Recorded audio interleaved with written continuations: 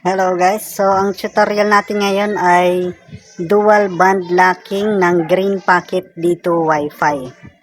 So ito guys yung kailangan natin sa ating dual band locking. Text editor kung wala kayong text editor or code editor, pwede na yan. Tapos mobile telnet. So i-download nyo na lang yan. So ilalagay ko na rin yung link dyan sa baba, sa comment section or sa description ng video. Start na tayo. Punta lang tayo sa ating browser. So, kailangan na-connect kayo sa inyong Wi-Fi, Green Packet dito. So, ayan guys, dapat napanood nyo na rin yung ating unang tutorial, yung open line tutorial natin. So, check nyo lang sa video ko yung tutorial ng ating Green Packet dito Wi-Fi. So, punta lang kayo sa smartbrowsettings.net. So, ayan dito. Para makapag-start na tayo ng dual band locking. So, yan. Punta kayo dyan sa smartbrowsettings.net. Tapos, dapat naka-desktop site kayo para mas makita natin na maayos yung tutorial natin. So, login lang tayo sa ating Wi-Fi. So, default username is smartbro. Tapos, yung password na nilagay nyo. Kung ginawa nyong password. So, login lang tayo. Pagkatapos, punta tayo dito sa ating advanced settings. So, dapat green packet yung ating Wi-Fi. So, punta tayo sa advanced settings. So, ayan. Check muna natin yung ating bands kung saang band tayo nakakonect ngayon. So, punta lang tayo dito sa status. 1 status. So, ayan. Kung makikita nyo, band 1 and 3. Ayan. Naka-dual band lock na kasi ako dito kasi ito yung pinakamalakas sa area namin. Pero papalitan natin yan para mas kita natin kung talagang gumagana yung ating dual band locking. So, ngayon, simula na tayo sa ating band locking, dual band locking. So, dalawang band yan, guys. So, mas malakas yung internet natin kasi naka-dual band lock na tayo. So, ngayon, punta tayo sa ating system. Ito, dito sa ping. Pindutin lang natin itong ping. Ayan. Tapos, ganito yung lalabas. Ayan. Tapos, may lalagay tayo ditong text. So, ito. Punta lang tayo sa ating text command. Ayan, green packet dito command.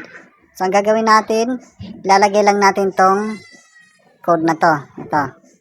So, kung hindi nyo kayang i-copy-paste, kasi hindi to na-paste dun sa browser, isulat nyo lang isa-isa. So, ayan, 127.0.0.1 and BCBox Telnet D -P 2323.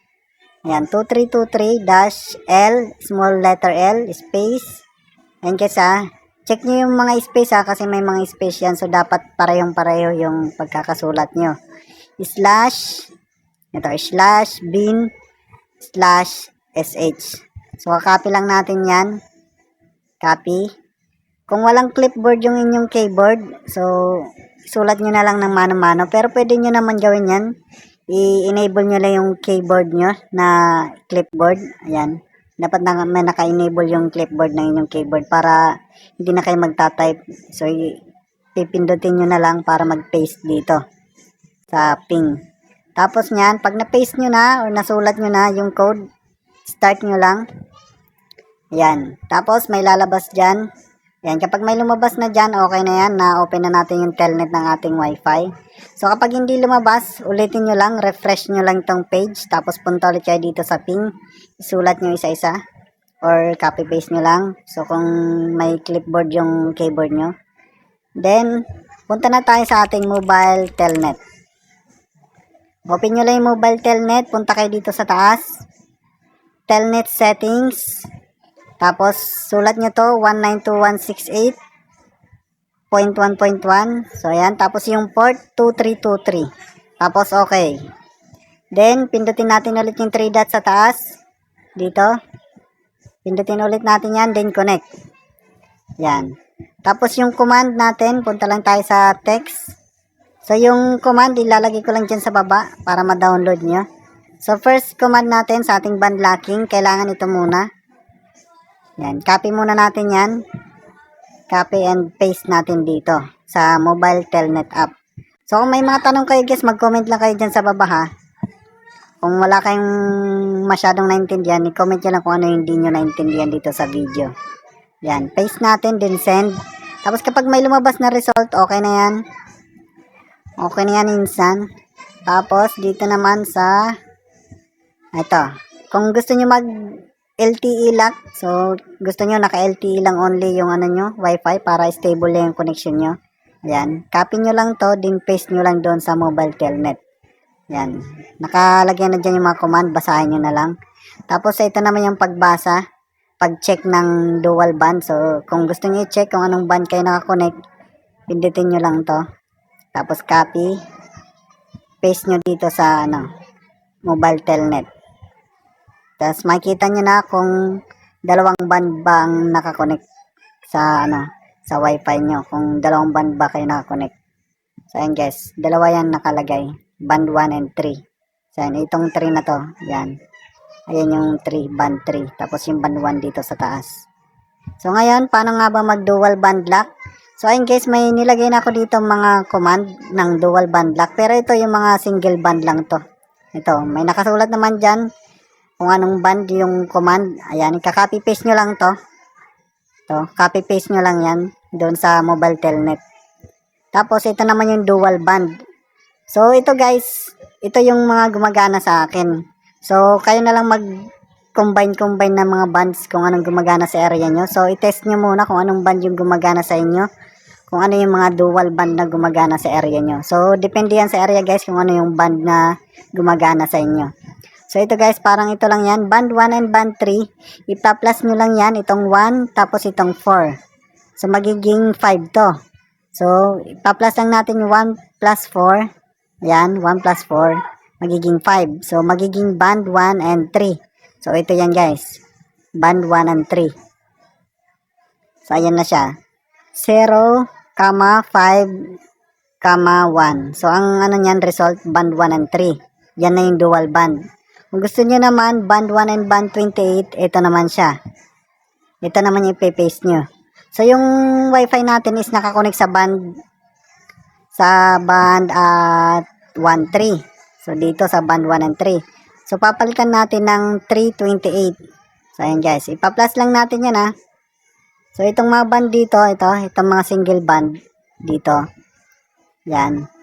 Ipa-plus nyo lang yan, itong mga nasa gitna ito. Itong mga numero sa gitna. Yan, yung pinakagitna na number, yung naka-underscore. Ipa-plus nyo lang yan sa alimang band na gusto nyo. So, kung gagana yan, magkakaroon kayo ng dual band. Pag hindi gumana guys, palitan nyo lang yung band kasi hindi yan gumagana sa area nyo. So ayan, ipa-plus nyo lang yung mga numbers na yan. Yan, kunyari 528. So 10 plus 80 equals 90. So magiging 58 yung band nyo. So ayun guys, may nilagay na ako dito ng mga bands na dual band. So i-testing nyo na lang sa inyo kung gumagana sa area nyo. So ngayon, ang gagawin natin is band 3 and 28. So, copy lang natin yan. Punta tayo dito sa ating mobile telnet. Tapos, paste lang natin. Ayan. Paste, tapos pindutin lang natin yung send ulit. Ayan. Okay. Ayan, nakasulat. Sereg 0, Sereg 1. So, ayan guys. Naka-register na tayo sa band 328. So, kanina, ito band 1 and 3. So, ngayon, ang band natin naman is 328. So, para ma-check natin kung nasa 328 na yung band natin, dito tayo sa ito, sa pag-check ng dual band. So, para ma-check natin agad kung naka-dual band na tayo, copy lang natin to. Yan, at plus QCA info. Yan, paste lang natin dito para ma-check natin kung naka-dual band lock. So, ayan. So, naka-band lock na tayo sa 328. Ito yung 28, ito yung 3. Yung 28 tsaka 3. So, para effect yan, kasi minsan hindi yan gagana, walang internet. Close na natin tong mobile telnet natin. Tapos, punta na tayo sa ating browser. Punta tayo sa maintenance ng ating wifi dito, para ma-restart natin. So, restart lang natin. Reboot. Para gumana yung ating band. So, naka-dual band lock na tayo ha. Restart lang natin para mag-effect talaga yung ating band locking. So, okay guys, kung mayroon pa kayong tanong, mag-comment lang kayo dyan sa baba. Kung meron kayong hindi naintindihan sa video, comment lang kayo at sasagutin natin yan. So, wait lang natin mag-restart yung wifi para ma-check natin kung nasa band 328 na. So, kanina band 128 ay band 1 and 3 ngayon. Yung ginawa natin is band 3 and 28. So, okay guys, nakapag-restart na yung wifi natin. So, ngayon, check na natin kung nasa band 3 and 28 na ba tayo. So, refresh lang natin itong ating browser. Tapos, login lang ulit tayo sa ating wifi. Smart Bro. Lagyan natin yung password natin. So, ayan. So, check natin dito sa ating advanced setting. Dito. Ayan, check natin dyan. Punta tayo sa status. One status. Yan, dito sa one status. So, ayan, kung makikita nyo guys, nasa band 28 and 3 na tayo. So, gumana yung ating dual band locking. So, ayan guys, gumana yung ating dual band locking. So, i-try nyo na lang sa inyo kung anong bands yung gumagana sa inyo. Kung anong dual band ang gumagana sa area nyo. So, ayan guys, ganun lang kasimple mag-dual band lock dito sa ating Green Packet D2 Wi-Fi. So, ayun guys, kung naghahanap naman kayo ng open line tutorial, nandyan lang sa ating mga videos. So, check nyo na lang. At sa mga hindi pa naka-follow, so guys, please follow at kayo, subscribe dito sa ating channel. Paki-like na rin ng video at mag-comment kayo kung meron pa kayong hindi naintindihan. So, isusubukan natin sagutin yan kung may mga tanong pa kayong iba. So, thank you guys for watching. Kita-kita ulit tayo sa susunod na video.